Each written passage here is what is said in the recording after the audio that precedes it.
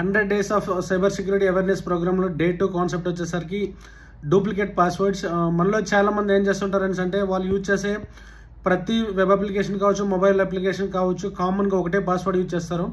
ఎందుకని అంటే ఇన్ని పాస్వర్డ్స్ గుర్తుపెట్టుకోవడం కష్టం కదా, అందుకని చెప్పేసి ఒకటే పాస్వర్డ్ యూజ్ చేస్తామని చెప్తారు. దీనివల్ల అడ్వాంటేజెస్ కూడా డిసడ్వాంటేజెస్ ఎక్కువ ఉంటాయి. ఎందుకంటే అంటే హ్యాకర్కి ఒక పాస్వర్డ్ కానీ తెలిసిందనుకోండి, నేచర్ ఆఫ్ వర్క్ బట్టి మీరు ఏ అప్లికేషన్స్ వాడచ్చు అనేది హ్యాకర్స్ ఐడెంటిఫై చేసేస్తారనమాట.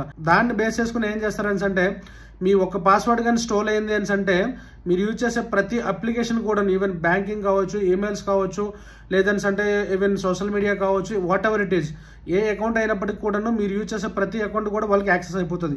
కాబట్టి ఏంటంటే అంటే మీరు యూజ్ చేసే ప్రతి అప్లికేషన్ కూడా ఇండిపెండెంట్ పాస్వర్డ్ పెట్టుకోండి. ఒక అప్లికేషన్ పెట్టే పాస్వర్డ్ ఇంకో అప్లికేషన్ పెట్టొద్దు. ఓకే, ఇది మీరు గుర్తుపెట్టుకోవడం కష్టం అవుతుంది అంటే మనకి బ్రౌజర్స్లో కావచ్చు, మొబైల్స్లో కూడా కొన్ని పాస్వర్డ్ మేనేజర్స్ ఉంటాయి. ఆ పాస్వర్డ్ మేనేజర్స్ కానీ మీరు యూజ్ చేసుకున్నట్టయితే ఏమవుతుందని అంటే మీకు ఎప్పుడైతే అప్లికేషన్లో పాస్వర్డ్ అడుగుతుందో ఆటోమేటిక్గా అది పాపులేట్ అవుతుంది. పాస్వర్డ్ మేనేజర్ నుంచి ఆ పాస్వర్డ్ అనేది రీడ్ చేసుకుంటుంది అనమాట. ఓకే, ఇలా ఏంటంటే ఒక అప్లికేషన్కి యూజ్ చేసే పాస్వర్డ్ అనేది ఇంకొక అప్లికేషన్కి యూజ్ చేయకపోతే మీ డేటా అనేది 100% సేఫ్ అనమాట. ఇది day 2 tip. Okay, thank you.